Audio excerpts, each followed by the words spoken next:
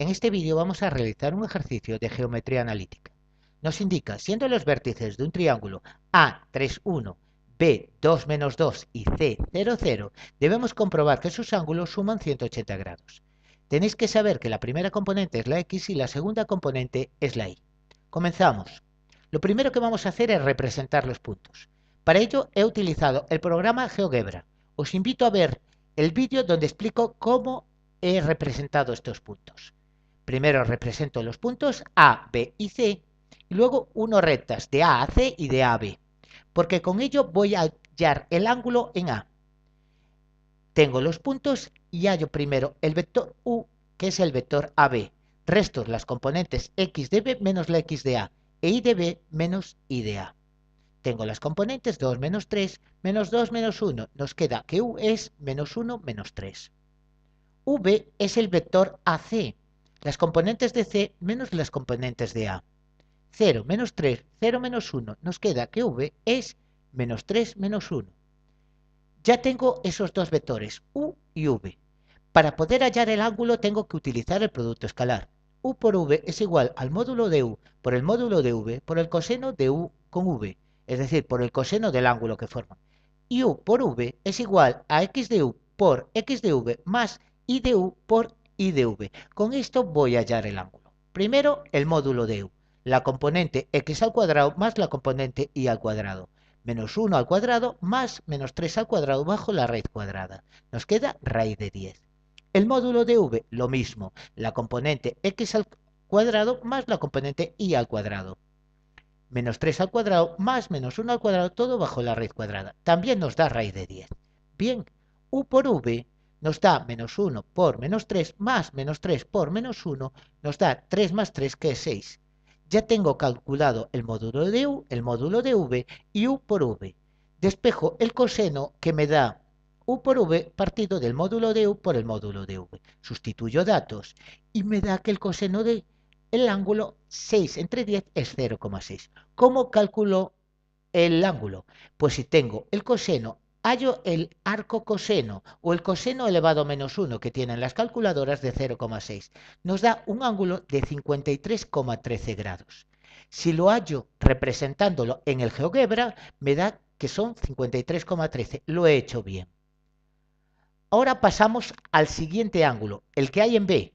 Uno las rectas de B con A y de B con C. Para ello empiezo calculando U como el vector que va de B a A. Ahora le cambio la definición. Ahora U va de B a A. Las componentes de A menos las componentes de B. En este caso 3 menos 2 y 1 menos menos 2. El vector U es 1, 3. El vector V ahora es de B a C. Las componentes de C menos las de B. 0 menos 2, 0 menos menos 2. Es el menos 2, 2. Vuelvo a hallar el módulo de U como la raíz cuadrada del componente X al cuadrado más la componente Y al cuadrado. 1 al cuadrado más 3 al cuadrado. Todo bajo la raíz cuadrada me da otra vez raíz de 10. El módulo de V hallo lo mismo, pero en este caso me da raíz de 8. Vuelvo a hallar U por V, porque en este caso son distintos el U y el V del apartado anterior. 1 por menos 2 más 3 por 2 me da menos 2 más 6, 4. Ya tengo los componentes para poder hallar el ángulo. En este caso, el ángulo es 4 partido de la raíz de 10 por la raíz de 8. Me da 4 partido de 4 raíz de 5, 1 partido de raíz de 5 o 0,45. Tengo el coseno con el arco coseno o el coseno menos 1 de 0,45. Tengo que el ángulo es 63,26. Me da en el GeoGebra 63,43. Eso es por las aproximaciones que he hecho. Me falta un ángulo. El último, el C. Hallo las rectas de CA y de CAB.